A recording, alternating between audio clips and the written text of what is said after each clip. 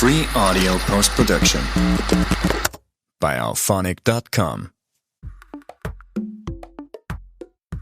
When you are in the water, when you paddle, you move too much your arms. You get too much discompensation. You paddle with your arms too straight. Keep it shorter to increase the speed. How do you stand up? You are looking down and then you look at the wave. Then you use your arm, driver arm, gets to next to you so you cannot push your board. So in Drysurf, we start to simulate those movements, and the pop-up, clean, look at the wave, keep lower, use your driver, your balance. So we start to readapt the little details, like it's gonna make really understand how to do the things.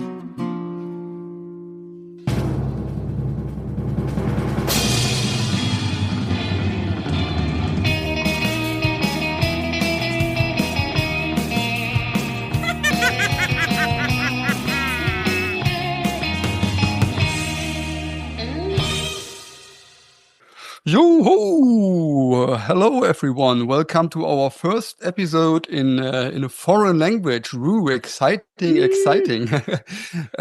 We have Mauro as a guest today. Mauro was my surf coach on Fuerteventura at the retreat that I was invited to, and we have a couple of questions to his project today. He designed and is managing the project Drysurf, and we're gonna come to this pretty much by the end of the talk. We have a couple of questions of his personality, of his experiences on Fuerteventura. We are both very excited. Fabi and me. Fabi, are you ready for English? I'm pretty nervous, but I'm not talking English that much at the moment, but I think it should work. Right, then let's just start straight away. Hola Mauro, ¿cómo estás ahora? Hola amigos, pues muy bien. We are really good here. Canary Islands, nice time, sunny, good waves. What else? Perfect. Good swell in the moment. Yeah, we have had really, really nice waves the last days. So fantastic. March was so friendly with us this year. Good to know. Yeah, when I was there, it was pretty big swell too. I enjoyed already quite good conditions. So we get to know about this a little bit in the next hour, I think. I had the big pleasure to enjoy lessons of your coaching, of you and your family, actually. Yeah, I know. Today we want to know a little bit about your surf training project, Drysurf. But before, we think we get to know a little bit about you and your background. As I remember, you are born in Valencia and moved to Fuerteventura. That's right, yeah. Where did you start surfing then? Well, I started to surf when I was 12 in Mediterranean Sea. I'm from Valencia, so I started to surf over there. But, it was quite hard because, at this time, it was like my family, they didn't support me as much. They had to work a lot. That's normal. But, I was trying to find my way to move to the beach with some people. They were on the beach, so they take care of me. They start to move different places. So, it was a funny time over there. Pretty hard, because we didn't have phones like we have now. We didn't have applications like you can see everything. We didn't have foamy boards. We didn't have Drysurf. We didn't have nothing. Everything was no surf shops in my place. So everything was reading magazines, send letters. They sent me the letter. I buy the board. The board was wrong for me. I like the colors, but the size wasn't the best. So it was my beginning of surfing. I start early, but it takes long time. Yeah. So, but it was possible to get boards over there in this time, or you got the boards from the Atlantic coast to the Mediterranean Sea? Yeah, the most thing is like we were driving or do the surf trips. At this time, I was finding boards like in magazines, but then they sent to you. They produce in the north of Spain, And then when I start to travel with my friends over there, what you see is like you go to a real surf shop, you have different boards, different sizes, and you start to understand a little bit more about which kind of board can work for you, which one not. It depends where are you surfing. I'm from Mediterranean, so I need a board with volume, wider, a bit big at this time. Now it's like everything you have a big gallery to choose wherever you want. But okay, at this time was like that. It was quite hard. Yeah, I guess like a Mediterranean Sea, still not the easiest ground to learn surfing, probably compared to ocean conditions. But yeah, how did you carry on? Like you did a couple of probably did surf trips to other surf destinations, and how did it come that you moved to Fuerteventura? Was it because to getting a surf coach there, or what was the background of this? Well, I have my best friend who I was traveling when he was living in Spain. So my best friend was here in Fuerteventura, so I came to visit him. It was in 1997. So I came for a week and I'm here 30 years here. So it was so cool. I came to surf with him and know the place, blah, blah, blah. And well, like the time passed pretty fast. Now it's 30 years in the island. Next April 19th, almost, it's like, it's going to be 28, 29 years here. So Wow. It's a long time. A pretty long time, yeah. So you're pretty much a local already, actually, you can say. Well, and then it's like I just start to be an instructor. I just start with kids because, okay, I know I like the psychology a lot, so I need to work a little bit with the kids and be patient. And then, well, I love my job. It was my destination, I think. Was your background already about teaching or from the psychology factor or? No, nothing. No, I was working on a camera TV for a TV as well. I did many things. While I was working, I was giving surf classes. So I started here on the TV. I was a camera TV. I came to the island, been working on the TV. Then I have one printing t-shirts. Like I was printing t-shirts for 18 years here. I had my own brands and well, I love it too. So then during this time, I'm always in the water as well. I was finding my free time to be with the people in the water. At the beginning, like a hobby, someone, I like, how do you teach? Can you teach my son? Can you teach it? And then I start to talk to people, boom, boom, bam, bim, bam, bam. And I just start to grow up a little bit. So it was like that. It was my beginning of being instructor. Like people talk, they see me on the beach. You know me, Benny. When I'm in the water, I'm so excited. I want that you do your best. I'm so happy when you ride an ice wave, and I cannot shut up my mouth. I scream like, "Oh yeah, well done!" It's like, well, for me, you give me really good energy. So that's why I love my job. I think so. That sounds pretty good. But how is it when you decide to be a surf instructor? I think you're not the only one in Fuerteventura. Is it hard to find a place there, or to what's the right word? Like, you know what I mean. I like to work always with a small group of people. And be an instructor in Fuerteventura right now is getting quite hard because it's full of surf schools. It grows up too much without control. So it's getting hard, but well, that's true that I'm my owner. I have no boss like need to, how to explain, need to tell me when I need to go or when not. I decide my time. Normally I go to surf in the sunrise. I meet with the people when it's dark. As soon as we have light, we start to be in the water paddling. So I try to find the best conditions for all my students, because now if you go like a normal time, it's completely crowded. It's like 100 people in the water.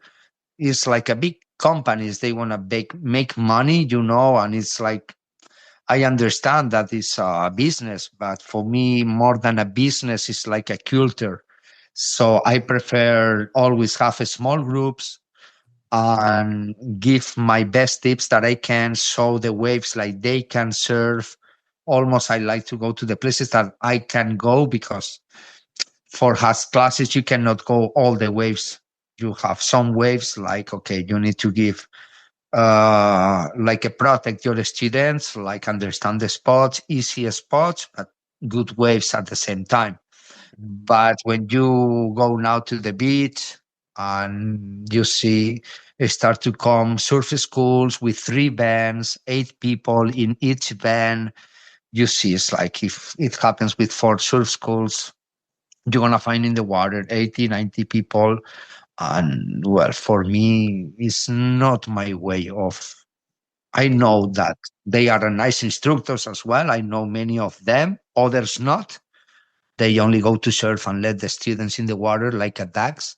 But that's true that, okay, it should be a regulation. Now we are trying to make a regulation here because it's getting too crowded. But well, I think it's happening here in Morocco, in Portugal, in the north of Spain, or well, the places like I know surf instructors, I think they think the same, start to be really crowded. But well, by the time we will try to do our best, protect the students, give the best tips to make they love this sport. And I can proudly and happily say that I was a witness of your coaching. I was pretty much gifted. It was not that much crowded when I was there, but one session we had, there were quite a few other surf schools and a lot of dropping in, getting in. And I can really say that you were, and this is my tip to everyone, when you go to Fuerteventura, ask for Mauro. You really did it extremely good to coach 3 or 4 of us into the lineup. And so you move here, come here, paddle there, and right into the wave, and gave us pretty much priority pretty often. And I was quite impressed how you had the whole lineup in your in your vision. Well, And that's what I was playing. I was starting with kids. Do you know how much they move? you need to have your eyes everywhere to see, okay, they here. So now it's like my habit. I know all the time where is everyone. If he take away, if he's on the channel, if he's coming, if he's next to me. So then that's true. Like I try to go openly to the same wave. I have a couple of waves, but if you like comes with me for a week, I will try to show you the same spot all the time to recognize the wave, to know how to move in the water, how I start to read the wave when it's coming, when the sets are coming, where is the safety area. So then you can start to realize this wave, because it's what I say always to my students, never change the waves too much. You need to understand really one wave, how it moves, how it works, if you have the opportunity to do it. But start in, and then if you are like intermediate or advanced surfer plus, okay, doesn't matter. It's like has a gift, but not a coaching, because it's a different coaching. But like you, or like the people who was in your retreat, like they start to surf or they have some knowledge, it's much better be 1 week in one wave and like do as much we can on this wave, because it's then if you want to go free surfing, okay, you understand the spot, you understand everything about it. Because if you start to change a lot when you start to surf, it's pretty hard, because you need to adapt your surfing to every wave, the conditions, the tides, the swell direction. So it's like maybe you start to be sometimes in troubles in the water, and it's not necessary. I think it's like being one place a bit and start to understand how it works. I think for me is almost what I learned when I started to surf in Fuerteventura. I didn't move too much, because I saw every time I moved for another wave, I was in trouble. So I say, okay, first I'm going to learn this one, then I will pass. I will ask for the people, how can I be in the water? Be gentle with the people, with the locals. respect the rules. This is one thing that right now start to be out of the minds of the people. They just came, they paddle, they don't say hello, good morning, they say nothing. They just go by their own to find the waves. And that's what I say. I love the surf. I love the culture of surf because it's what I learned here in the island with all the locals.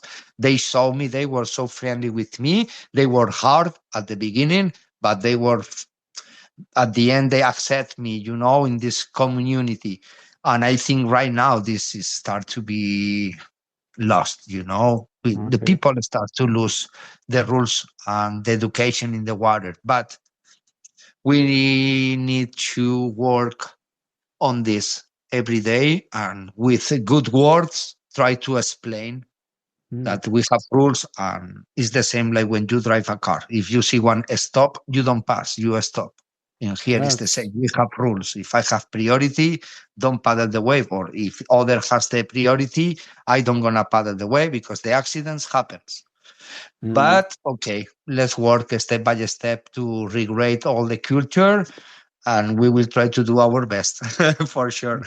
Yeah, but I think that's an important point. I think we should talk to each other in the water, especially when we see he's new in the surf game or it's his first time at the spot or whatever.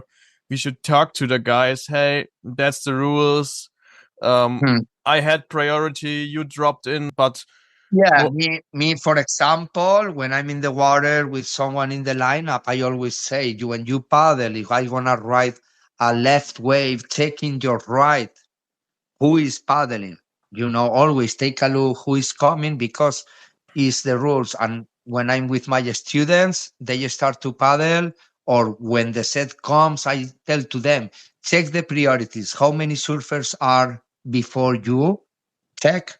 So count how many waves are coming. They are coming 4 waves and they are 3 guys. Wait for the 4th one.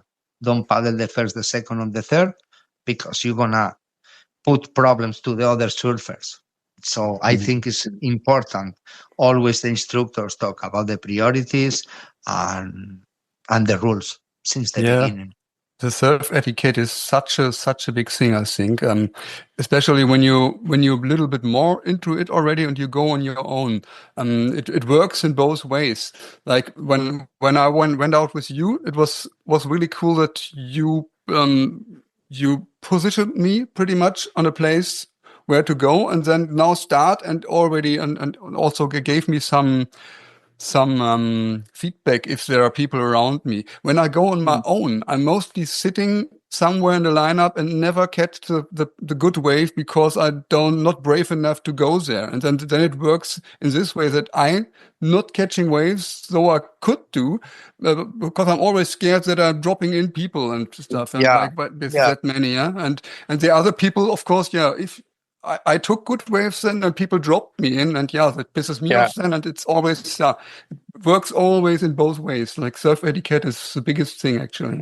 Yeah, that's true. That's it's part of the game, Benny. And me, I go the places like I go, I know that I have the lineup. I'm in the peak. So when I start to surf, we have 2 sections. So the second section, I say to my student, share the waves with the beginners. They are down. Don't be hungry because you surf the best place right now. Now you have the second section is more soft, it's more mellow. And to practice some carves or start to move your board a little bit is good. But if you find a beginner, you can help the beginner. Okay, don't scream, because the second sections always are where the people don't want to be on the peak, so they keep a bit lower just to try to catch some white waters or little green waves. And for my students, I say always share the waves in the second and give a good advice to the other surfers, because maybe they need help. It's like I need help, the other need help. And that's, I think, it makes like a nice community. Don't be pissed or don't be with a bad words. Always you can help someone when they need it. So I think it's important, keep on this way of rule, respecting the peaks, respecting the people, be friendly in the water. And me, when I go to the beach, I have 4 in my group. Sometimes I have to wait 2 hours since the other people go out of the water because I don't want to put maybe R30 and I know, okay, there are 3 surf schools. They arrive 30 minutes ago. I know in 1 hour and a half they are finished. I prefer wait 1 hour, 1 hour and a half. They finish and we enter. And this is a good thing that the people should know as well. If the peak is crowded, it's like when you go to buy meat or fish or to the supermarket, you take your number. Sometimes it works like that. It's like, okay, I take my number. They came before me, so I'm going to wait a little bit. And then my students, they're going to enjoy more because they're going to have more opportunities and understand that when the peak is full, if you wait a little bit, they will go out and then you have your place. Anxious never is good for surfing. And I think when you're a beginner, you don't have to surf at the best tide. So I always waited some minutes till the beach or the lineup is empty, and then I entered, and it was way more fun than surfing a full lineup. Yeah. Now I'm a intermediate or whatever, and now I want to surf the better waves. Yeah, for sure. But at the beginning, sometimes waiting is more, or waiting gives you a better session. Yeah, for sure. When you wait a little bit, or it's like don't be on the perfect conditions, or be like always the ocean give you something to learn. Always. Me is what we start the conversation about when I start in the Mediterranean. Do you know what I learned? How to read the ocean and how to paddle, because almost was flat. And it was one wave every maybe 20 minutes. So, okay, I need to read perfectly where is breaking, how to paddle on the good way, because it's fucking cold. And I want to take a couple of waves today, but it helps me a lot. It was a small, almost flat, or pretty choppy, but I really learned how to read the waves and how to paddle on the good condition, how to make, okay, my board need to be fast. Okay, this is how I learn surfing. People always ask me, oh, Mauro, how can you read the waves? It's flat and you see the set is coming. I say, okay, I need to pay attention to the ocean. Observe. If you don't observe, you don't surf. Almost at the beginning, you need to be calm, patient, observe. 20 minutes before you go to the water, be in the parking, observe the people, if there are currents, if there are not. This is pretty important. More than surf at the beginning is observe the ocean. It's going to give a lot of info. Yeah. I'm looking forward a lot, Fabi, to have a few northern or even Baltic Sea sessions in the next months, and there we can really learn, I think, in the mess of the heavy Baltic Ocean. I had last week, I had one girl, like she was surfing in Baltic Ocean, and she was like, oh, Mauro, the dad was crying on the beach, showing the daughter surfing, because in Baltic Ocean was quite hard, choppy, like no lines. So, but it was funny about the Baltic Ocean. I heard about it. Yeah, I also learned surfing, or in my beginning of surfing, I surfed a lot at the Baltic Sea or in the Northern Sea. Is it Northern Sea? I really don't know. And this St. was Peter from is Northern, I think. What? St. Peter is Northern Sea, I think. Northern Sea. Yeah. And over there, I learned to read the ocean. That's right, because so hard. It was choppy. It's a really hard school. But one guy told me. But then you move to a normal spot, like, okay, it's friendly waves with a lineup, cool, clean, and you are okay. I know how to move it in the ocean right now. That's true. Yeah. Benny. Fabian, that's true, man. I never forget when people always told me, when the wave is sucking you on, that's a good one. And and since those words, I always was in the lineup and waited for this moment. So, does this wave suck me on? No.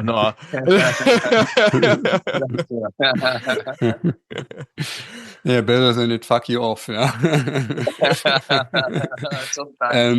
I know someone who was gifted to grow up in perfect waves, and this is your son Mauro Junior that I had the Yeah, pleasure to paddle out with. He's born on Fuerteventura, as I yeah, remember. yeah, yeah. All my Which sons age? born here. Yeah, Now which he's 19. How is 19? and which age you took him He first into start the waves? at 3. At 3. Wow. Yeah, it was the best time. It was crazy. It was beautiful time. I guess, yeah, I can imagine. And by now he's a really good surfer, I think, like even a high performance technique trainer for surfers Yeah, that come well, to Fuerteventura. he's right now studying like be a sport instructor, and his objective is to start to work with people like training video corrections, and well, like it's like a coach surfing with video correction is more high level, but well, it depends for sure, the people, and then it's like a start to step by step, has his own clients, and well, that's true that the people is really happy about him right now. He's doing a nice job, he's calm, and well, he has a lot of, how to say, knowledge about the ocean since he was a child. He's surfing, so, and that's true that he knows every wave in the island, and well, I like how he surf. What can I say?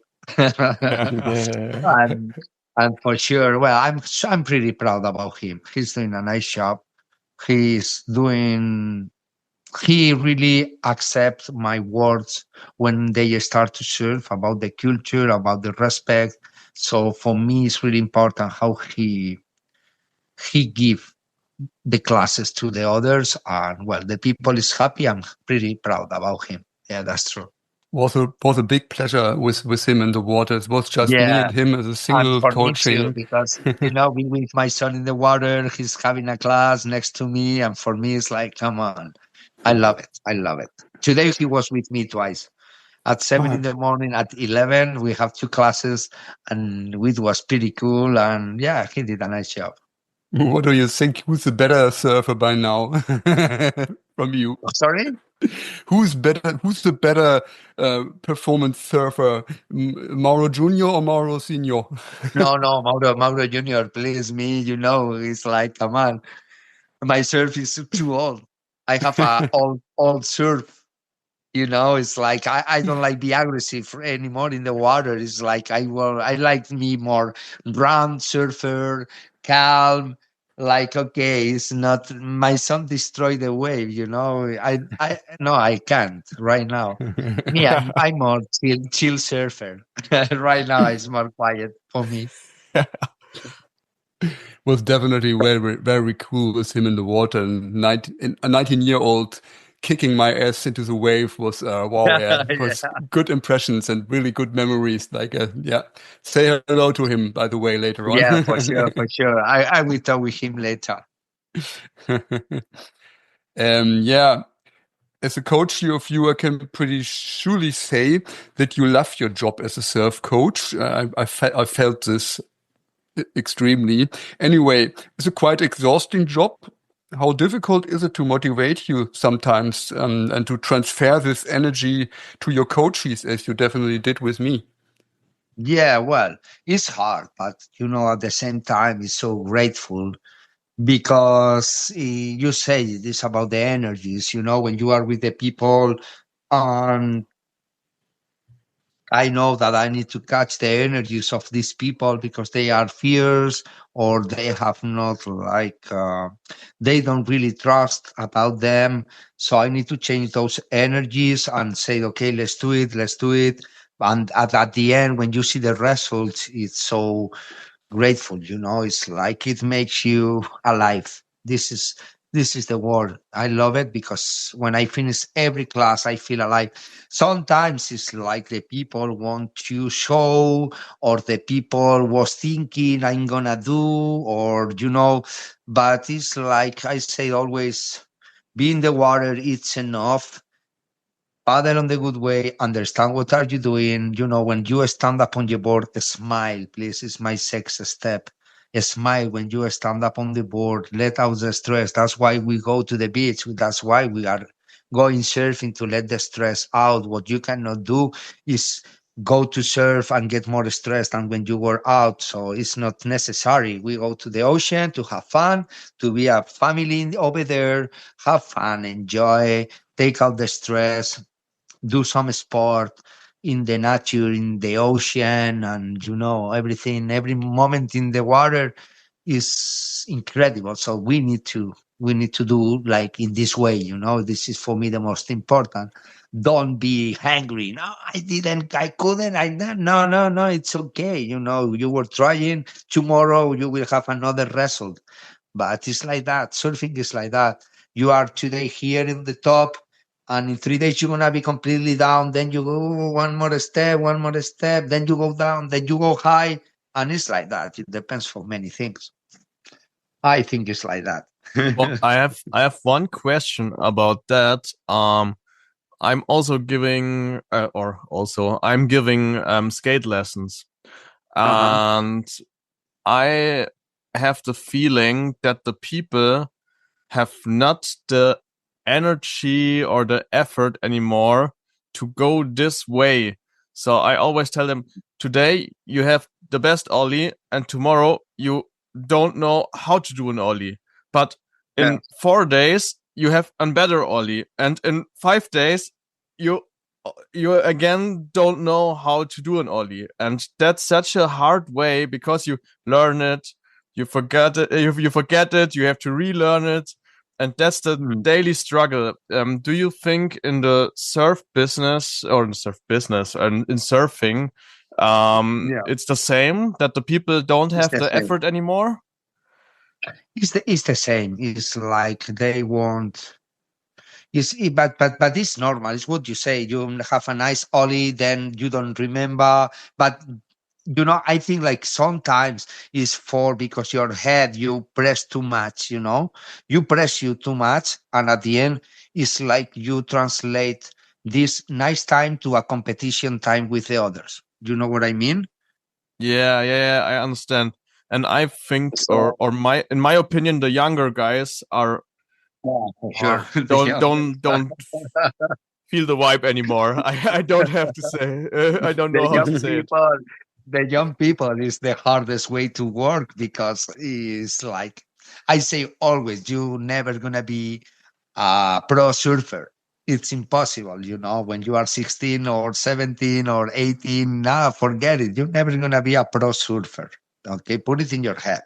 Those guys at your age are flying 360s like every wave, and they surf every day in the best waves in the world. And it's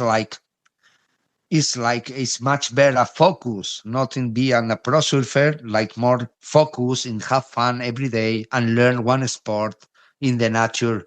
Because, well, there is some people like you see, oh man, this guy or this kid is like a bomb. I see many of them.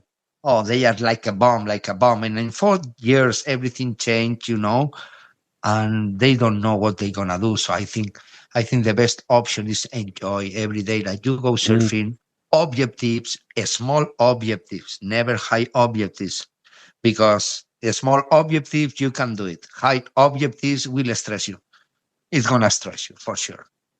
And to be fair, as a landlocked surfer, this is a really hard thing. I sometimes wonder myself why I'm still doing this. Like after more than 20 years of surfing, still struggling with the basics again when I'm back in the water.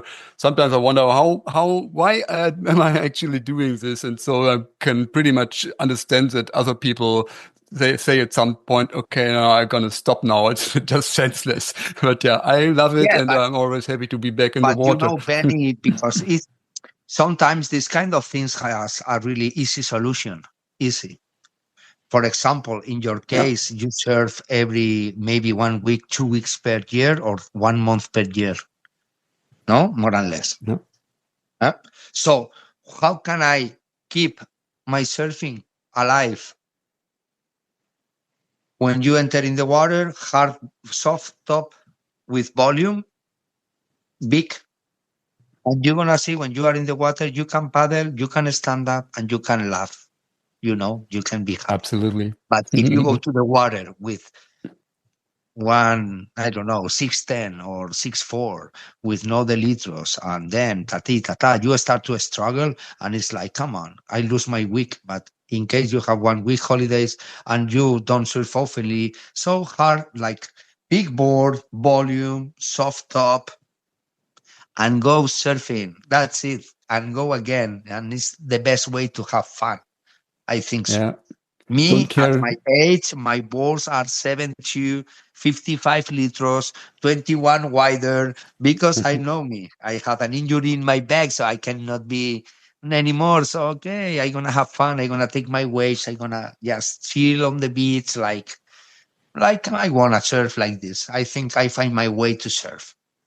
It's the attitude you should have, and when you are coaching with you, you definitely feel that you have this and you transfer this. So yeah, good, nice one.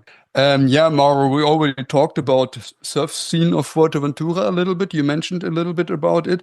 It's a small island. Would you say most surfers know each other on Fuerteventura? Yeah. Many surfers, they have a nice connections, almost in the waves, like they are most famous here. And well, that's true. That's true. That yeah, there are people like they know each other for sure. Yeah, I think there are a good connection in the water. Quite a few Germans that moved to Fuerteventura in the Yeah, last well, years, I heard.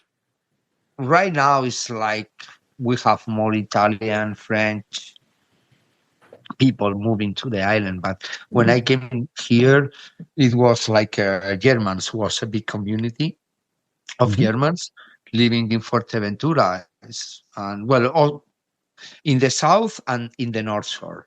In the north shore, they were a big community of German people at this time. Yeah, sure. There is one wave it calls Germans right.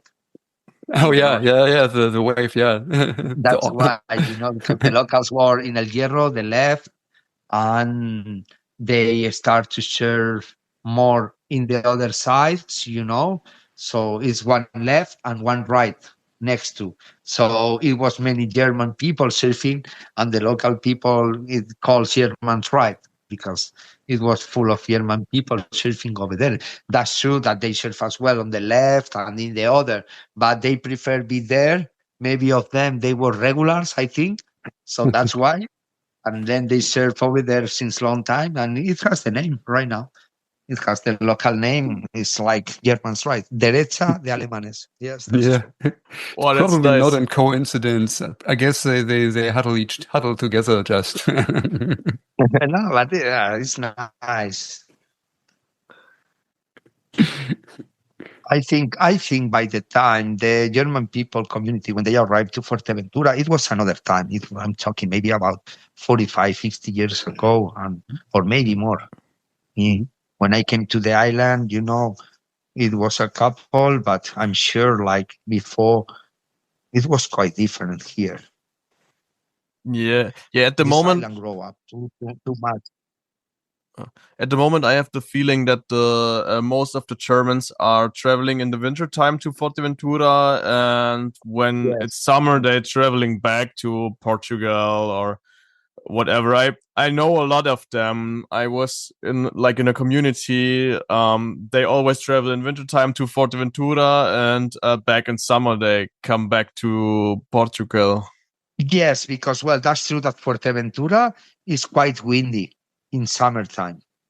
But that's true that many Germans people, they come here because in Germany it's cold in winter time. And I have a lot of friends from Germany here because they come oftenly. They are my students, and they come every year, like 2-3 times in winter.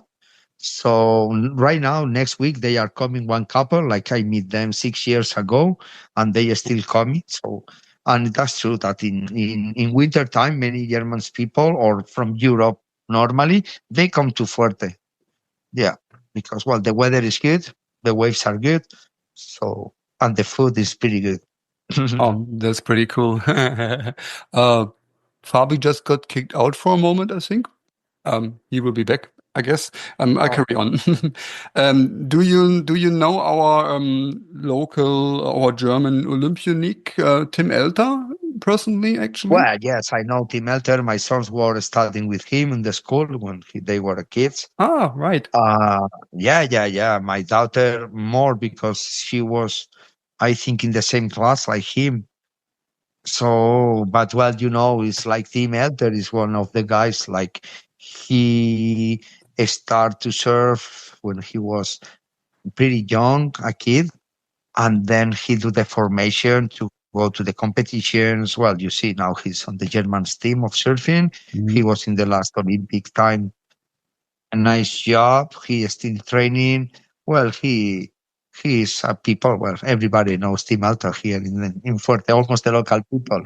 All right. Yeah. Cool. Good to know. Yeah. I think I heard already that he grew up there. He lives next to the. He lives in La Jares, just the last house going to the North Shore. They have a nice house over there, just watching next to the ocean. And probably all Fuerteventura locals meet at the pub at La Jares at some time anyway, when this live music session on there. In Canela. Yeah, exactly. That was it. Yeah.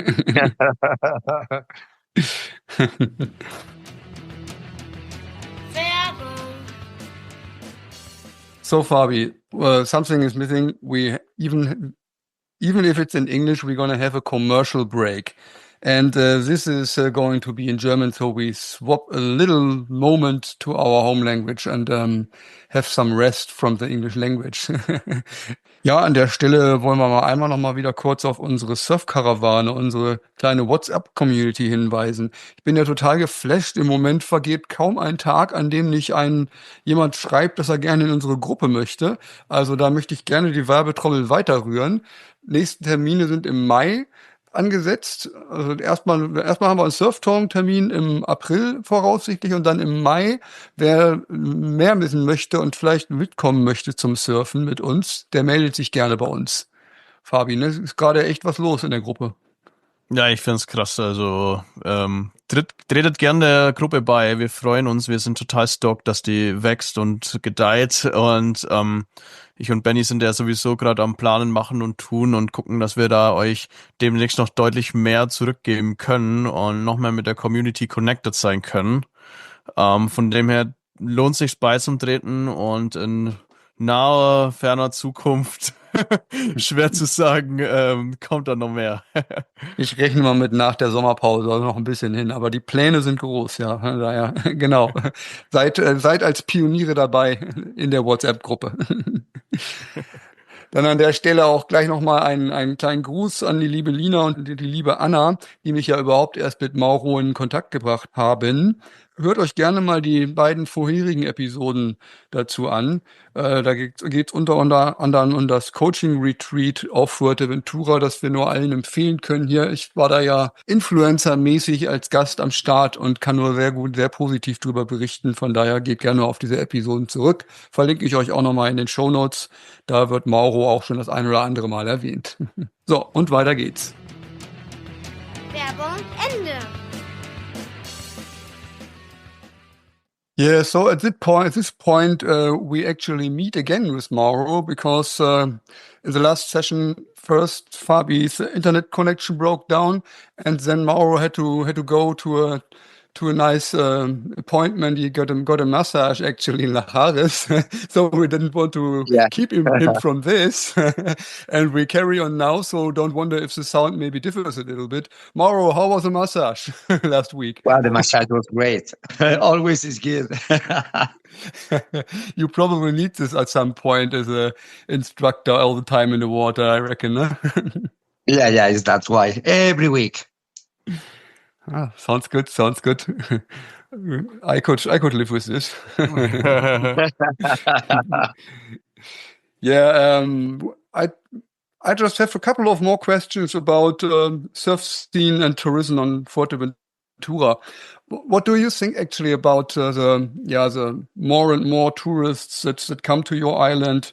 So you're that long there already that I can probably say it's your island a little bit. Do you like the mass tourism? Do you see problems or issues? Well, it's part of the game, this island live from the tourists, but it's getting crowded and crowded and crowded. But well, I think it's part of the life. The good thing will be like if they start to give like a really nice quality for everything, all the people like is here have the same level. But well, I think like there is not option to stop. And then on surfing looks like every time it start to be more crowded and crowded. So the peaks are complicated to surf. And well, you need to wake up pretty early if you want to catch some waves like with not many people, for sure. Yeah, good for Fabi, bad for me. He's an early bird, I'm not. Yeah, that's why I'm an only bird. It's so important to be in the water at first light. So you maybe sometimes you're the only one, but since I think 2 years, I had no lonely session because well, fuck. I have to think. Yes, that's true. Because every session I took the only bird. Almost one or two guys are out. Yeah. Yeah, so I think you have to paddle out when it's dark to be the lonely one, but then you can surf no wave. I think that's the same shit in Fuerteventura than in Spain, than in France and in Portugal too.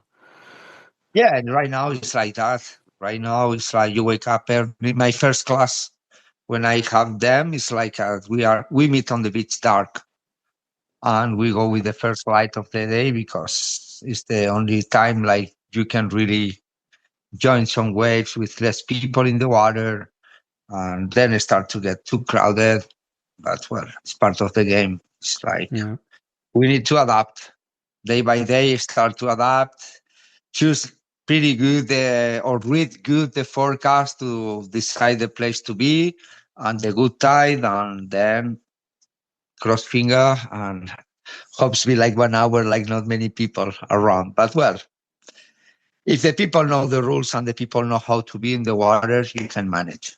The spots you're surfing, are they really working on one tide, or are they worked through all tides, or how is it? So you can give lessons all day long, or you have to wait for the right tide? Well, then it depends of the levels of the people. But well, we have places like if they are more beginner, we can choose the place like I choose. Normally they work in high tide. It's much better. And then the places like I go with intermediate or beginner, well, advanced, beginner, intermediate.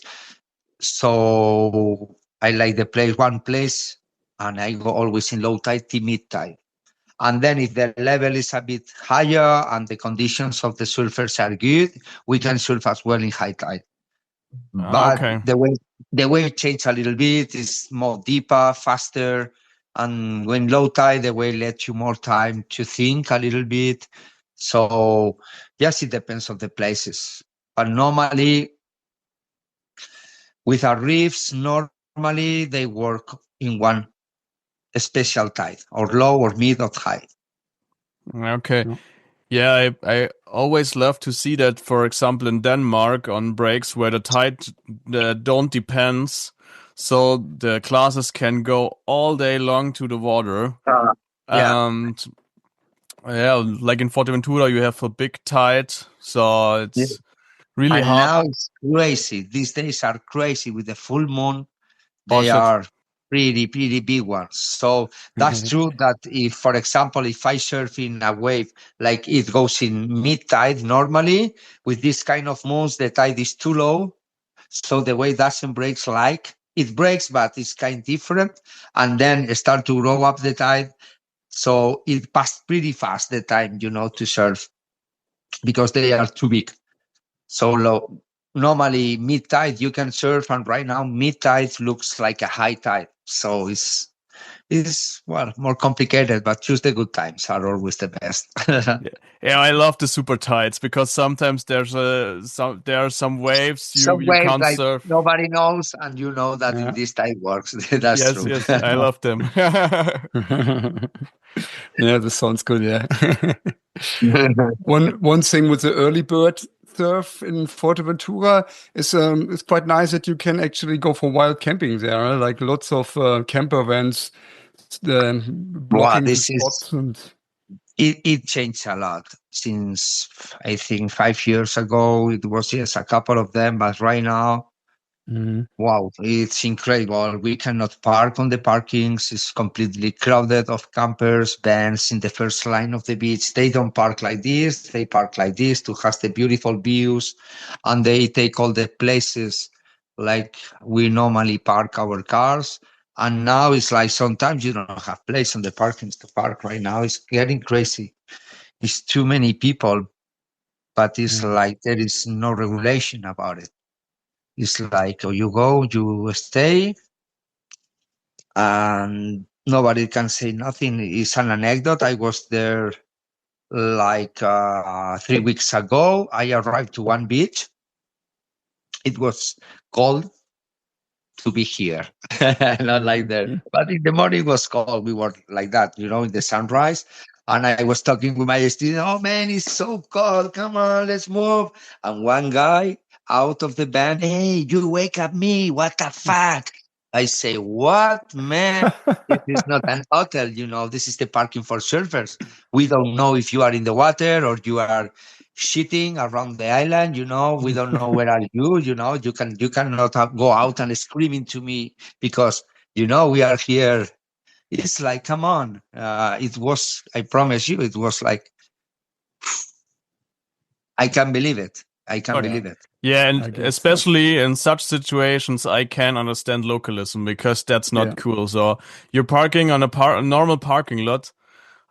So you don't have to judge anyone doing something on this parking lot because you're a guest. It's not a hotel. It's not a campsite. So you're not even paying anything. yes, Like, Nothing, but it's like, but he was pretty angry with me. I promise. I say, hey, relax, man. It's 7 a.m. We came here to have fun. If you want to sleep or nobody disturb you, I don't know. She said, yes, I have to go. I have to go. I say, yes, you have to go because it's like you cannot be like this, man. You need to go. We don't want people like that in this island. We want to chill. We want to have fun on the beach since the first light. yeah, that's terrible indeed. Yeah, all right. Well. It's probably just a matter of time that the government is doing No, for something sure. against them. For sure. It has to change something about it. For sure, it has to change because it's not normal. But, well, let's see how they want to do it. We are looking for a camping here, like someone make a big camping so the campers can be there.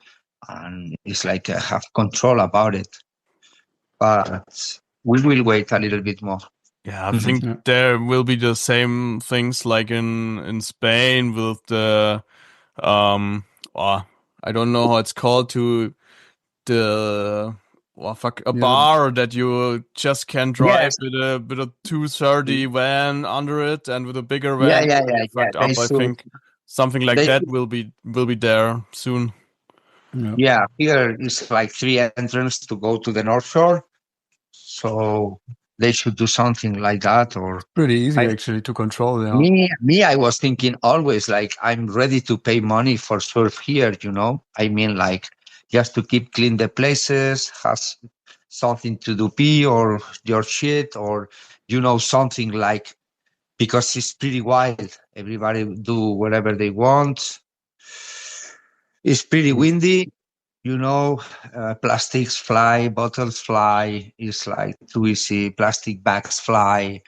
And I think like, it's like when you go to the mountains and you go to do a snowboard or a ski and you are a local guy who lives next to the mountains, you pay maybe like 350 euros, 400 per all the year, and you can go wherever you want. I don't think it's a bad idea because at the end, It's like, don't put too much money, but just this money is going to be there just to clean the places, to, put people working around this area, like controlling, like, I think could be a nice idea to do that. Or maybe another thing, but and everybody who want to enter to surf, you pay, I don't know, €1, €2, whatever for surfer. And then it's like, you can keep this place clean and controlled by people, because the peaks, I promise, it's impossible to surf. It's impossible. Sometimes when the conditions are good, my God, it's like, you don't go to have fun. You go stressed. But well, it's like that. Yeah, so quite a big thing. I hear there. One last point is this: I just saw a documentation about Tenerife with very bad water quality. There lots of beaches are blocked there by the government because it's bacteria in there and stuff. Is anything like this going on Fuerte as well? Did you hear anything? Well, sometimes you can find it in Corralejo. Corralejo, the beach next to the harbor, or it's like sometimes in summer they close the beach because they find something on the water that is not good. But well, you just cannot swim. But it doesn't take too much time, because here with the winds and with the tides, it cleans fast, so they have time to work on it. But yeah, sometimes it happens. Okay. And now I hear, like in the East Coast, is full of, Calabar Portuguese. The blue bottles. Yeah. Blue bottles in English, I think. Yeah. Okay. And it was like many of them, they had to close the beach because those ones are not friendly. Yeah, I think when they are at the beach, the purple flag is up, isn't it? Yeah. And they don't let you swim because, well, it's quite dangerous, this one. Nice, yeah. Okay, yeah. Lots of things. Most because of tourism and stuff. But yeah, as you said, you can't change it. It lives from tourism, so you have to find ways and have to cope with it. So yeah, is that. Ja, was sagt man dazu? Mauro, before we actually come to your project Drysurf, we have one other section in our podcast for our guests. We just throw you some I call it trigger words in English into the mic, and you say what you want to say to it. And Fabi and me, we just change, and I'm gonna start. So first trigger word for you is the color brown. My color brown? The color brown. Well, it's a what word. do you mean? It's a word where you can think about a lot, especially on Fuerteventura, and I just wondered if you have some association with it. Yeah, but it's like that. Here we are always in the sun. Yeah. So it's like that. So you actually like the vegetation on your island, or do you miss the green a little bit, especially in the north? It's beautiful like that, It looks like you are on the moon. You are in another place. That's just, I think, it's a beautiful thing. Well, I miss the green for sure. I miss it, but I know that I can find it in a few. It's short. I don't need to go too far away, but I know that we live here. Looks beautiful. The colors, the mountains, all the lights. How is the light color here? The sunrise, the sunsets, this kind of brown color change in different moments of the day. That's beautiful. I think I ask to everyone, most when they come from Europe or Germany, France, and I ask them, what do you think about this landscape? It's say, oh, that's crazy. It's like, do you remember when we went to Caleta inside to surf together? It was like a moon. You go between the volcanoes, all this volcano around, and it's like, come on, you are on the moon. And especially when you sit in the lineup and look to the coast, you to look the shore, and what's it's your view. wow. Yeah, Yeah, that's it's awesome. Yeah. beautiful. Yeah. Other day we had a session on the sunset, and it was like the sky, many colors, purple, pink, blue, palms. We saw some palms that they were there, a couple of them, not much. Over there. And back all the mountains. That's one of my students was crying in the water just because she said, "Oh man, that's beautiful." It's like I never seen something like that. That's true. That is, I miss green, but okay, I like what I can see here. Yeah, sounds good. That sounds good. So I thought about 2 trigger words, but well, yeah, I sorry, I have to think about it. But what do you think about river surfing or Well, surfing standing waves or rapids or what it's called? that's great. That's great. People can still practicing. People can be connected to surf, still being a surf. Like it's not like a real wave for sure, but okay, everybody has feelings, everybody enjoy. I see like it's a nice option. Why not? It's another kind of surf. It's like, but I think it's a good thing.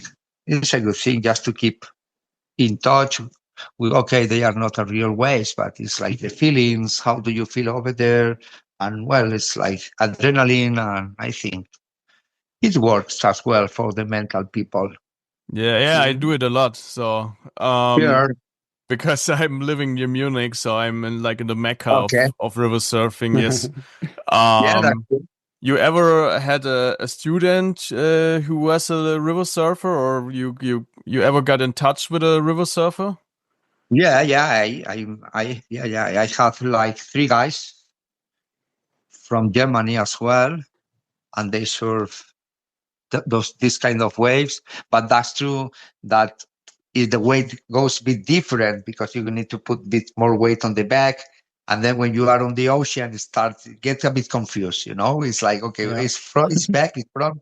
And it's like, but then at the end, they know or they have the feeling about how to slide on the water and the position of the body is like, it's not pretty bad. So it's like, okay, it's a good thing just to connect and don't forget the feelings for the speed, movement if you're an upper body, flex your legs, and it keeps you on the way. Yeah, I think the positioning on the board is a bit different, but the how to move your arms and your body and how to do the turns is pretty much the same. Yeah, it looks like, but it's the same. Like if you are surfing like a deep wave or you are surfing like a flat wave, it depends where you're going to put your weights. Just if the wave is fast, you need to be more on the front just to keep acceleration. If the wave is more flat, you need to play more with round movements with your body. So the river is like another adaptation about the shape of the wave. But I think the upper body, it helps, I think. And then it's like that's true that you don't have the shape to paddle because, okay, it's like it's normal. You need to paddle. To surf, you need to paddle. There is no another option. It's like that. But when you start to be in static waves and then you go to the ocean and you realize, okay, an extra big thing is paddle and read the ocean. So it start to be like, oh shit, I'm in the river, I do this, and now here because the timings, how to paddle, how to attack the wave, how to stand up on these kind of situations change a little bit. But at the end, when then it starts to be easier to still surfing on the normal waves. Did you try yourself already? No. No. I couldn't. Yeah, maybe when you go to Spain or somewhere again and find some. No, well, for sure, I will try one day.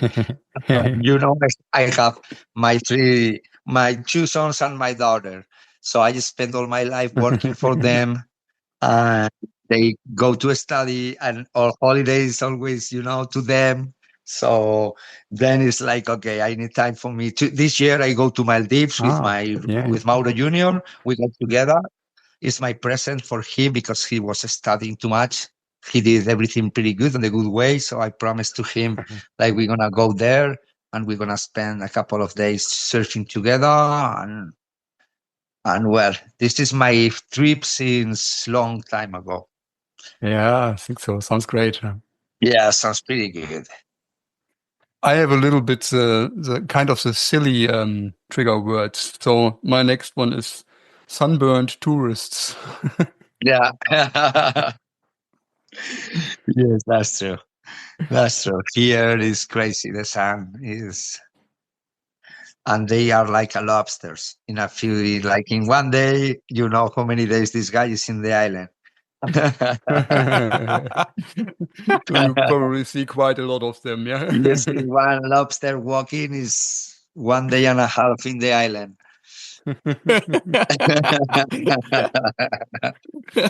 They burn completely. They say, because you feel the wind. Yeah. It's not like hot, like, when you go, I don't know, places like it's pretty hot, but here you feel the wind. Okay, it's cool. You start to walk, you walk, you walk. It's what you see. There is nothing green. You have nothing to cover. So you start to walk, and you're gonna hike. You're gonna climb one volcano. You go, you put a bit cream, it's okay. But when you go down, lobster walking around. Yeah. Absolutely, yeah. I like remember myself in Morocco and more than 10 years ago. Like I was walking along the beach to the next village. There was a cash point to get money, and when I was back, actually, I was sunburned and completely. I had a massive cold and was sick because the wind was that strong, and Yeah. it felt like, all right, yeah, nice, and I was completely destroyed the next Yeah. day because of different reasons. You know, here though, what is fun is when you see in the North Shore Way, you have one way like goes from Corralejo till El Cotillo. No, so you go all the North Shore. Yeah. You have one road and you cross the island on the North Shore. So people go with bicycles. They take a bicycle. Oh, okay, let's pass the day, and they have northeast wind. So when they go, oh, that is pretty cool. They don't feel, oh, okay, the bicycle ran good. And, at 12:30, 1, they need to come back and the wind is onshore, it's like they go walking. They cannot still going with the bicycle. The wind is pretty strong and they are completely burned because it's like, it's long way. It's a really long way. And you find many people like that, like face burn.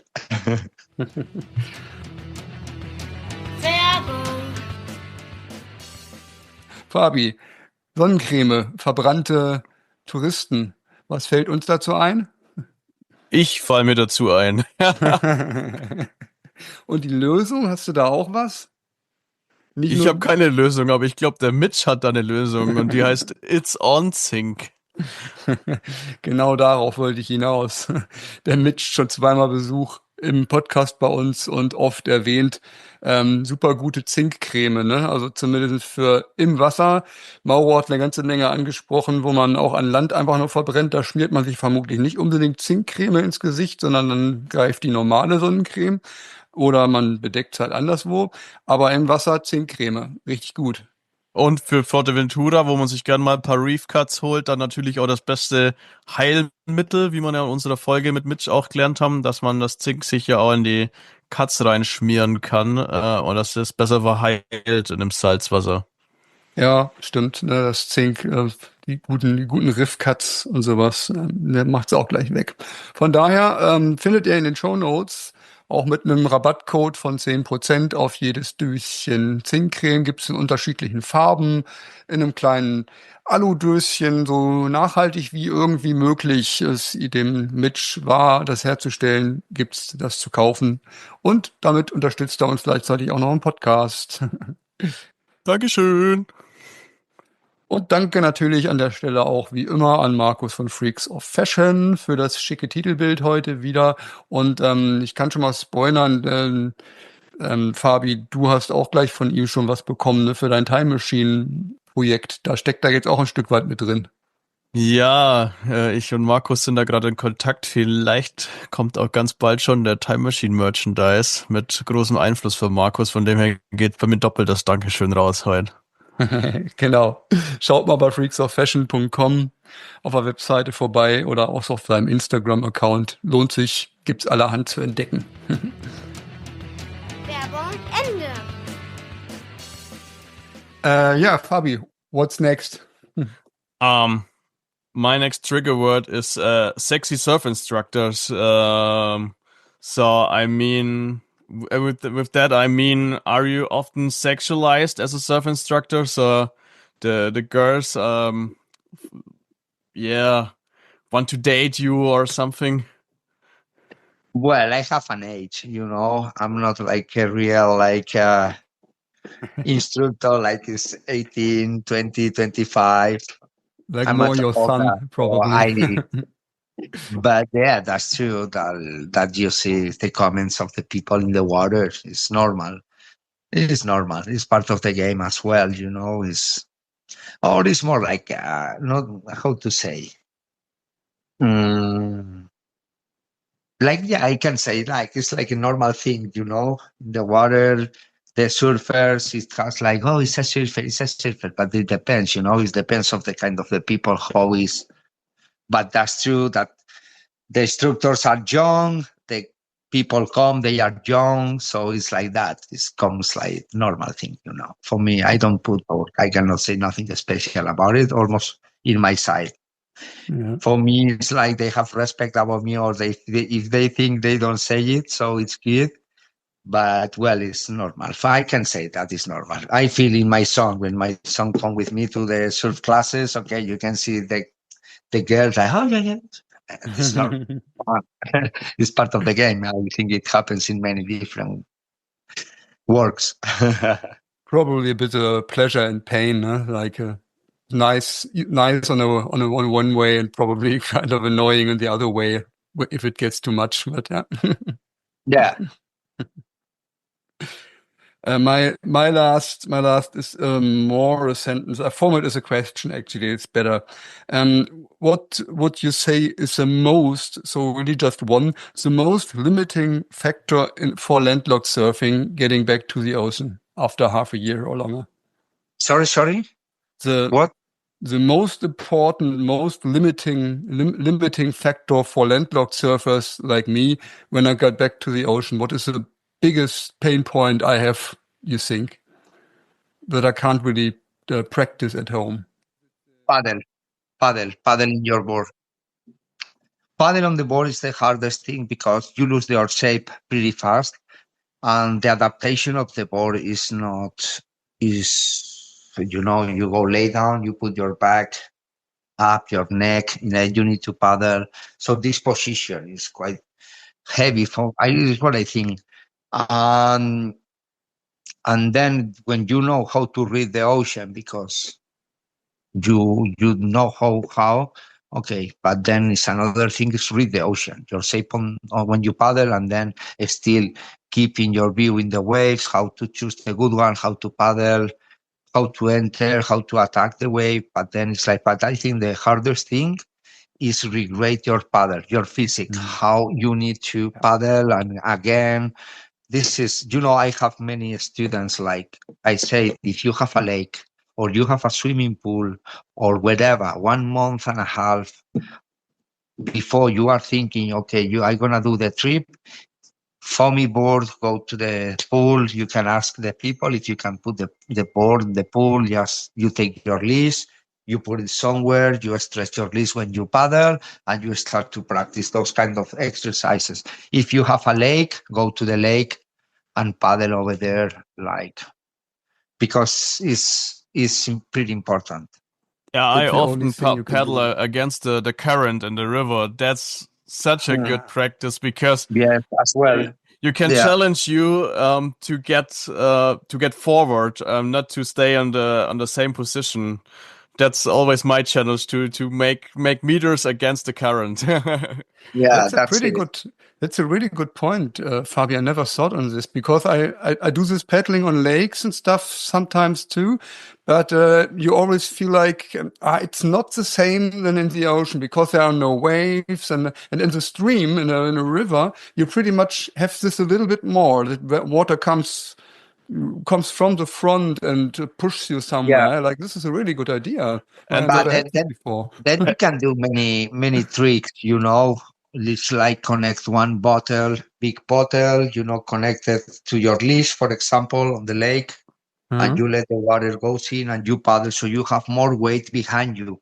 It's like start to put weight in your backboard. In case if you are on the swimming pool, you connect the leash for the stairs, like you go out of the swimming pool, for example, or something out, like you can put the leash on and start to paddle, put strings, elastic strings, different power of the elastic. So you can manage many things to train in your board. Yeah. I think this is the most important. Get the shape again. Yeah, cool. Yeah. Thanks for this tip too. Yeah. And pretty much a lot of other factors you can pretty much practice with your system, Drysurf, that you actually invented yourself. This was your project that you started, the Drysurf. Well, it's not. I did it with more people. I don't know if I explained the last time, I had a bad injury in my back. So they put me screws in my back. So it was like my discs was disappeared. They were completely dead. So the doctor said me, "Hey, Mauro, you need to do something. If not, you're going to be in the chair wells in a few times because it's like you are completely destroyed." So, okay, I did it. And while the time I was talking with my physio, Miguel Angel Lindoso, it was my osteopath, the wife, and then people who was working on the same area. And we were trying to plan a board, something for my rehabilitation. I say, okay, I had a nice relationship with Miguel Angel Lindoso. It was the guy who is in La Oliva at this time. He's one physio osteopath. And he do my massage. It was my angel, at this time, because he helped me a lot to don't enter on how to say depression, because it was part of my life. I was laid down on my bed, injections just to try to walk, and then it's like I couldn't have a normal life, a kind of. It was quite tricky.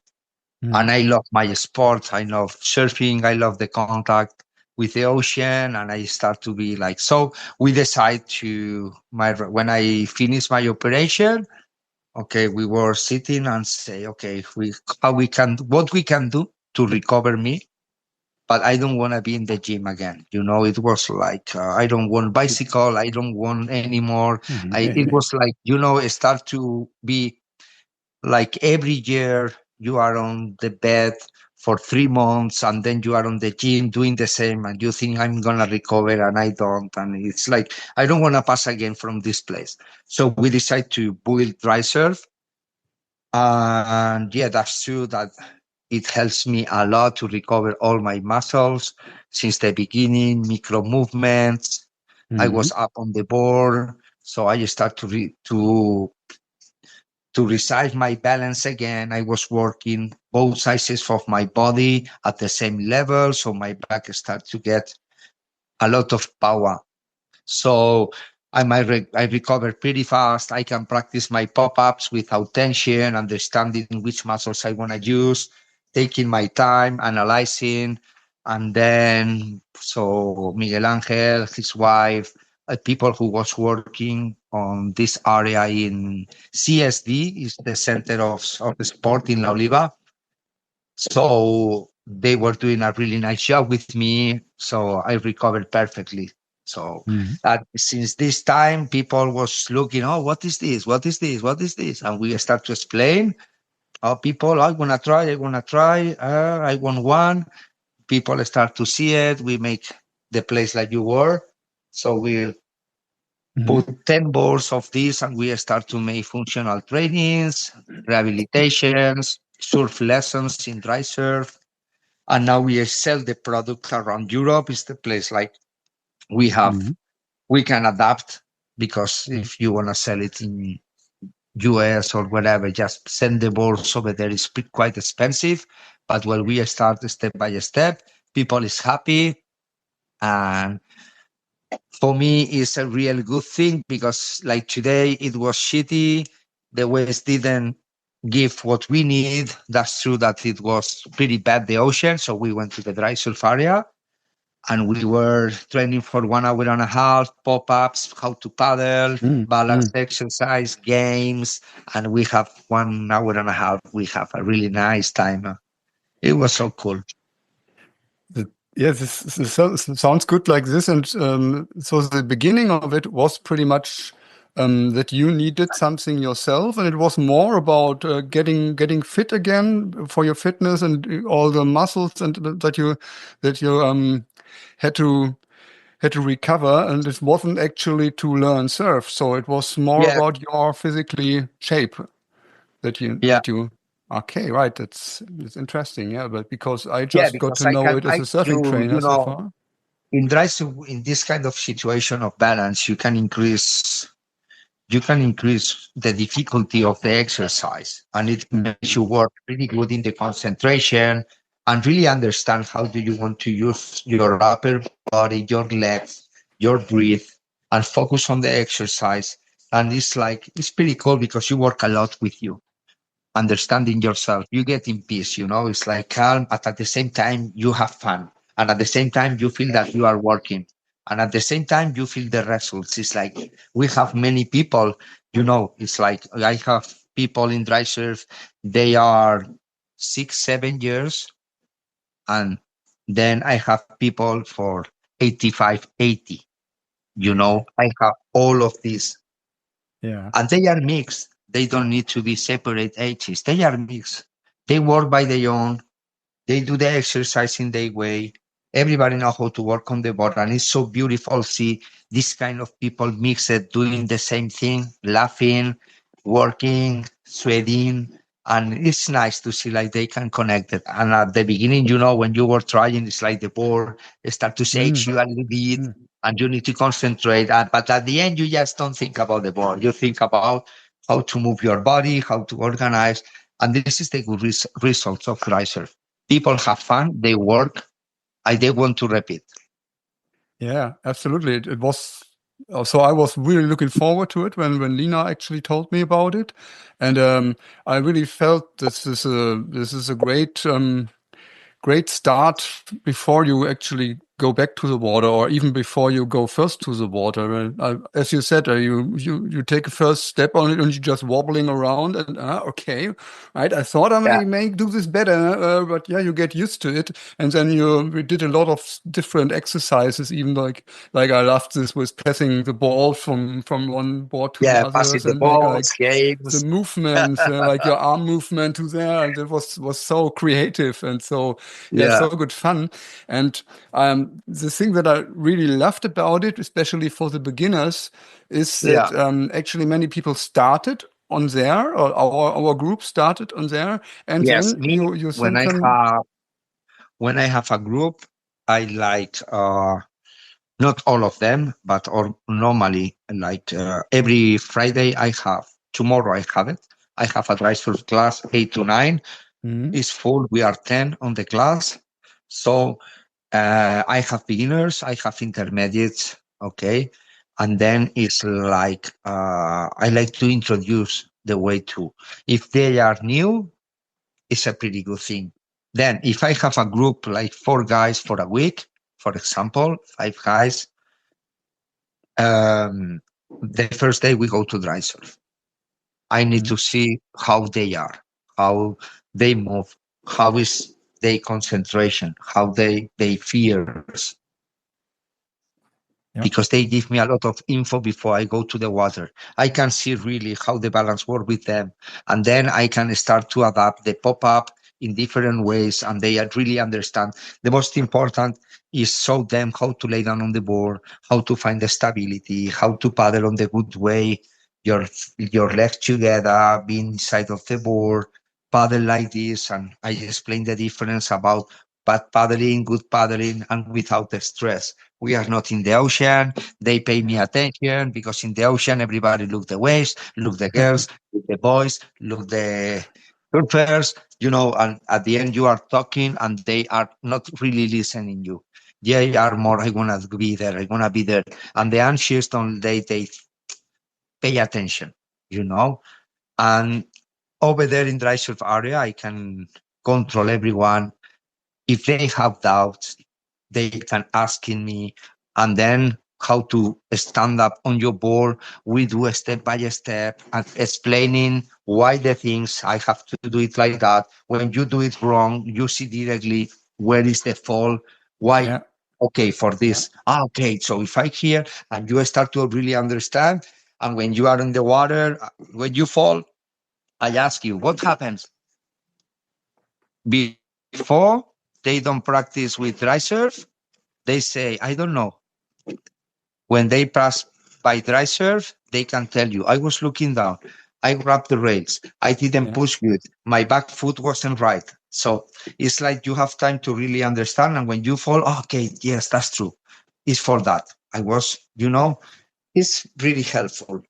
And I think for you, it's a good option to be directly next to your student, because in the water, I think the student can surf a wave and you're really far away and you can just look from the behind and can do some, you can analyze him from behind. But I think for you, it's way easier to stand next to him and see where's the foot, where's the positioning on the board, or isn't it like that? Yeah, that's true. That's true, Fabi. It's like that. You have a really connection with your student. And they open, it's a good thing because they open. And, you go sometime with a group, they don't know each other. And at the end, they are giving the phone number because they have a nice time. It's a nice place to have connections, show out your fears, because it's like that, it's like if you are shaking on the board, the other is not shaking, and you are start to be more shy, and start to open you and say, okay, I need to do it by my own, no stress. And at the end, everybody do it, it's like people cry. I promise you, I saw people like, I can't believe it. I can do it.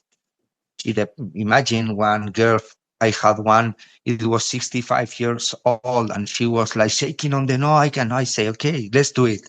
Take your time, analyze yourself. Don't worry. Here is your time. It's for you. Come on, let's do it without.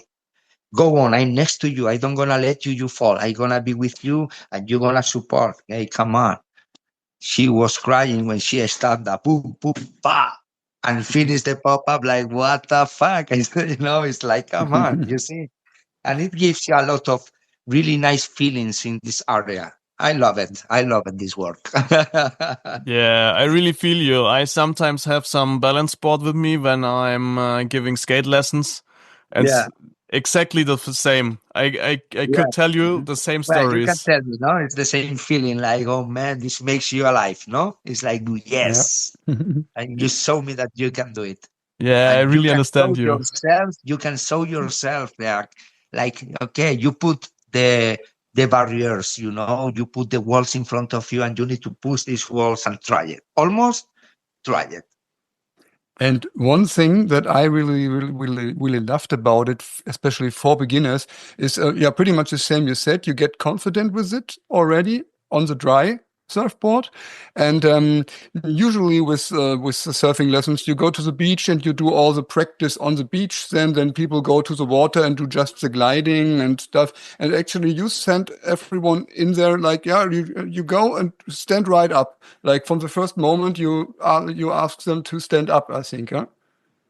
Yeah. Well, it depends the place I'm going, but normally, if I go to the beach break, okay, we're gonna do the same exercise a little bit, not too much, because normally I do dry surf and then I go to the water with the people, just to normally. And then the way to work with them is be on the beach. We lay down on the boards as well. They feel the difference because the board on the beach never moves. So, Yeah. That's it. course, in Drysurf moves and start to give you feelings. But me, now I need to introduce the new surfers about the floatability on the board. How to lay down on the board on the ocean, and you start to go one side, the other. So we start, okay, legs together, try to keep on the middle, open your arms. If you feel like you go, move your arms a little bit to the middle and find your position. Sit on the board, feel how to turn to one side, how to turn to the other side, move your foot, how do you need to use your arms to turn when you want to turn to one side or the other, lay down again. So the tricks, like, start to feel confidence with the board, because now they were adapting to Drysurf board. Now they need to adapt to a hard, soft top and feel it in the ocean, how it moves in the ocean. So you always Then- go first to the Drysurf and after that to the ocean. Yes? Yes. When I Okay. have a new group, I do like that. Yeah, I Then- completely Then what I'm doing is, imagine like you are coming with me now and you say, Mauro, let's do it. Okay. I go with you in the water and I see how do you do the things? How do you paddle? How do you attack the wave? How do you stand up? How do you move your upper body, your legs, your shoulders, your arms? I need to feel how are you in the water. Next day, we go to Drysurf. I have info about you right now, and now we're gonna work like this. When you are in the water, when you paddle, you move too much your arms. You get too much discompensation. You paddle with your arms too straight. Keep bit shorter to increase the speed. How do you stand up? You are looking down and then you look at the wave. Then you use your arm, driver arm gets next to you so you cannot push your board. So in Drysurf, we start to simulate those movements, and the pop-up, clean, look at the wave, keep lower, use your driver, your balance. So we start to readapt the little details, like it's going to make really understand how to do the things. And then we have the thing like we do the video corrections as well, if you want. So when camera is out, I'm in the water, so I can move the surfer in the water, how to organize him to have waves, okay?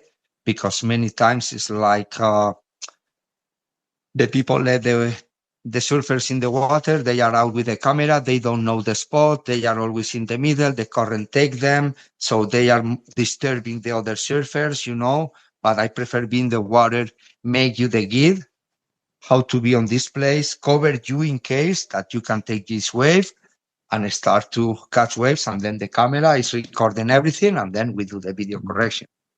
I really like the idea first going to the Drysurf, doing the technique thing, and after that going to the water, because I have the experience when I always search the connection to my skate lessons. So, and I have the experience when I give the skateboard directly to my students, they are not connected with me anymore, because they only think skating and everything is loud because the skateboard is duck and the skateboards are flying around. And when I keep them in my keep my skateboards in my car and first do the technique thing, we're trying to push without a skateboard and do all the basics, and then I give the skateboards. They're really more into it, and I think it's the same thing with surfing. When you have a surfboard, you just want to go on the water, and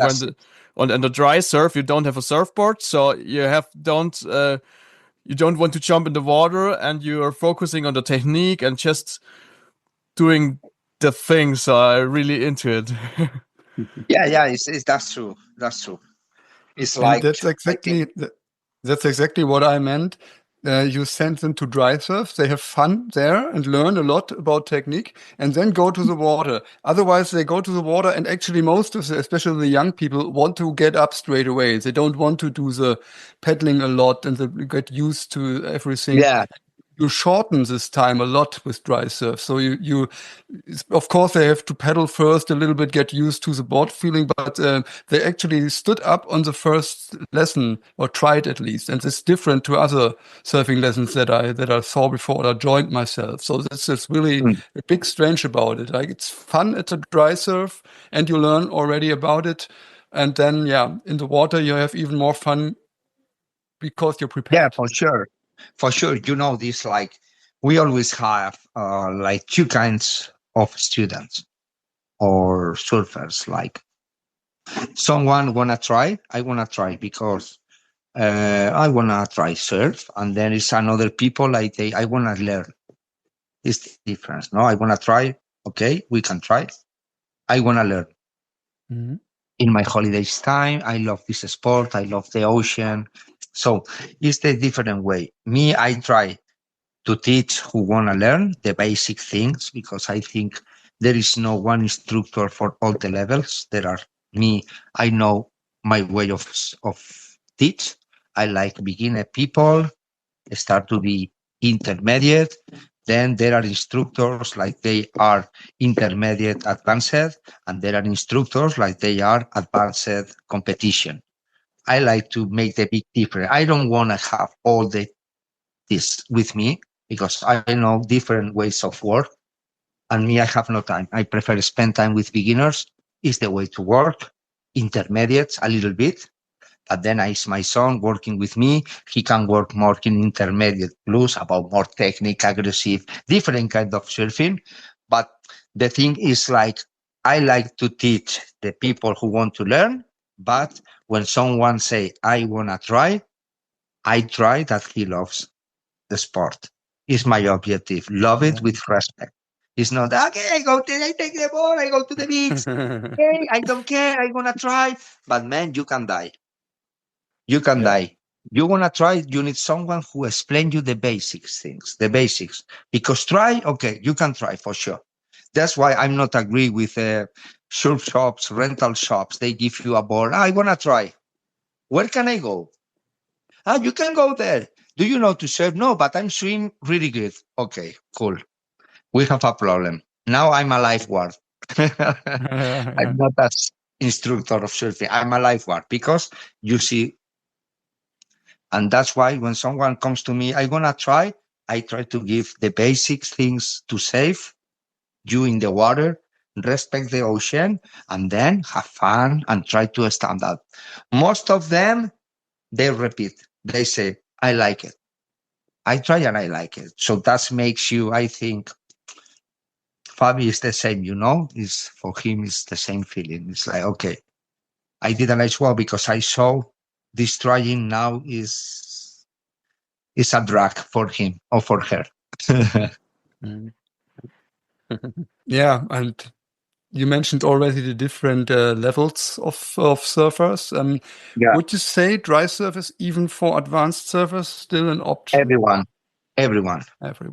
Mm-hmm. You can do whatever you want on the board. You can do a nice training over there. If you want a hard. If you want soft, if you want light, you can increase many, many different kind of exercises. Wherever you can do on the floor, you can do it in Drysurf with the balance. Mm-hmm. That is the good thing, that you can do wherever you want.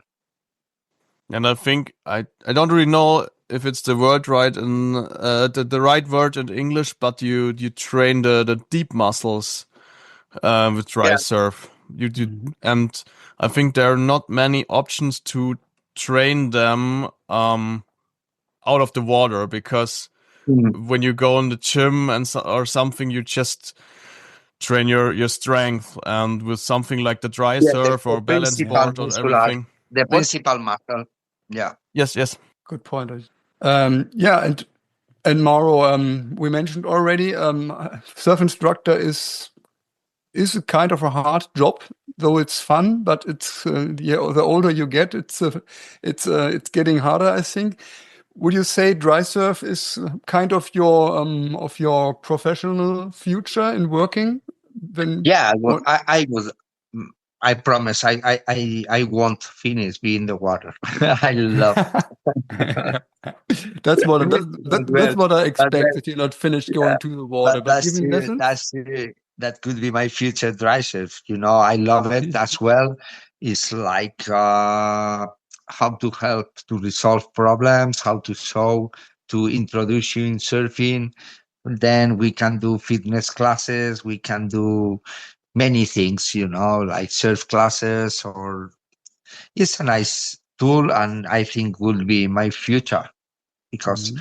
that's true what you say. It's like now the government here, I think you need to work till 21 or 71 or something like that.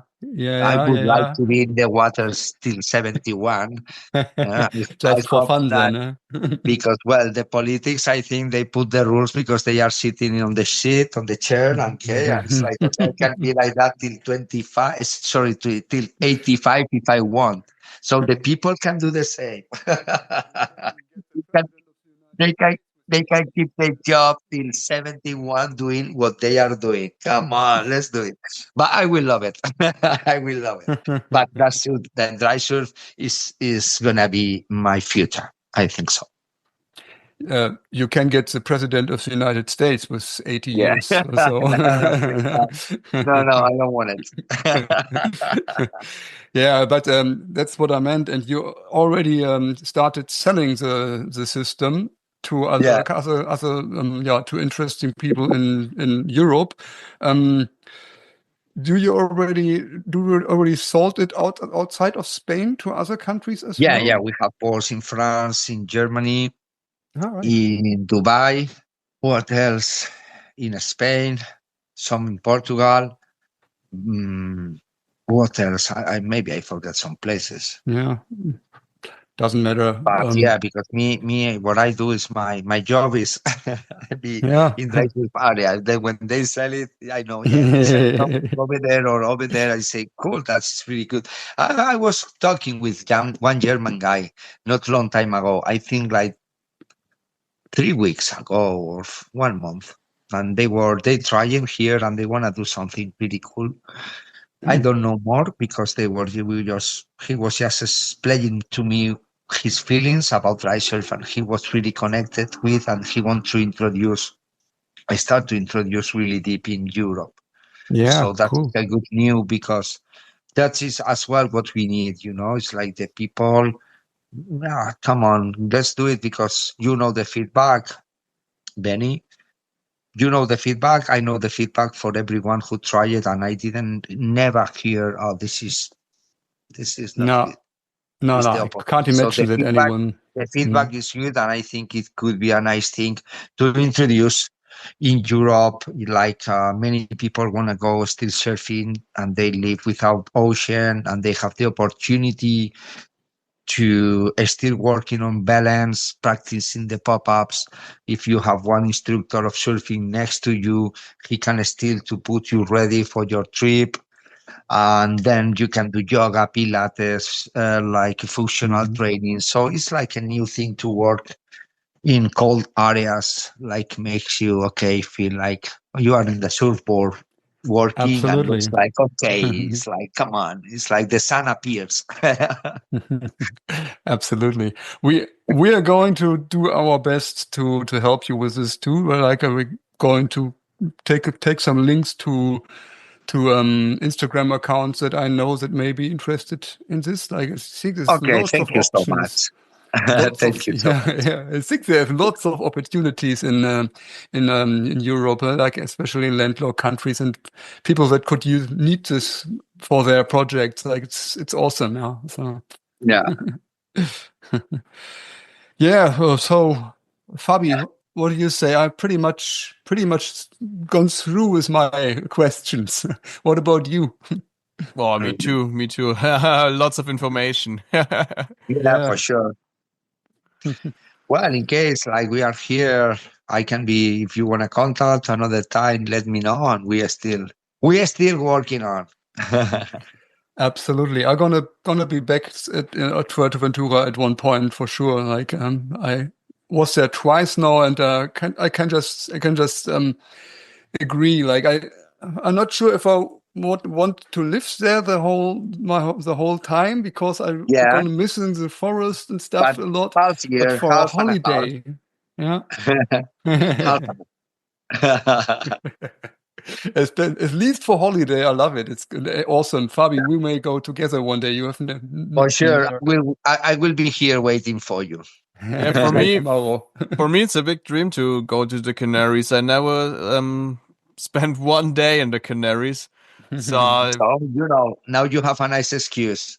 I need to go dry surf and then surf a little bit over there. Yeah, I really want to. Hopefully, I can do that in the next years. Yeah, sure. Why not? Me, it's my first time I go to Maldives. So I'm 50. It was my dream since I was 16. So come on, it's time. Yeah, the dream makes real. For sure. That's a good finishing, I'd say. Mauro, thank you very much. Well, it was a pleasure, Benny. Fabi, for sure, it was a real pleasure to talk with you. Yeah, for me too. See you then. Yeah, holla the forest fairy. Hey, Slater, how looks it out? What do you think about Fabi's and Benny's language skills, eh? Oh, Kelly, I believe I spied a sentence with X. That was, well, nothing, I would say. At some points, I thought I only understand train station. Well, yeah, every beginning is heavy, eh? But I think by the end they got the cow off the ice, eh? Do you think you're doing better? Oh, well, my English is not the yellow of the egg, but it goes. Jesus, could we stop talking in these stupid English phrases? I think no one gets a word what we are talking about. Papala pap, what does not fit is made to fit, is my motto. Right, okay. So you think you would do better talking in a foreign language, eh? What language? That is to me jacket like trousers. I can order a beer in pretty much every language in the world. Okay, then go for it. There is a waiter. Pardon, monsieur, deux bières de plus, s'il vous plaît. Senor, dos cerveza, por favor? God damn, dude, 2 bloody beers for me and my friend here. Maybe just point to your glass and do some drunk noises. Maybe he gets this. Not that successful so far, Slater. Oi, cameriere, 2 beers, por favor.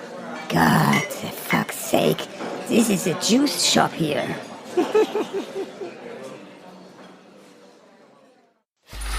Free audio post-production by alphonic.com.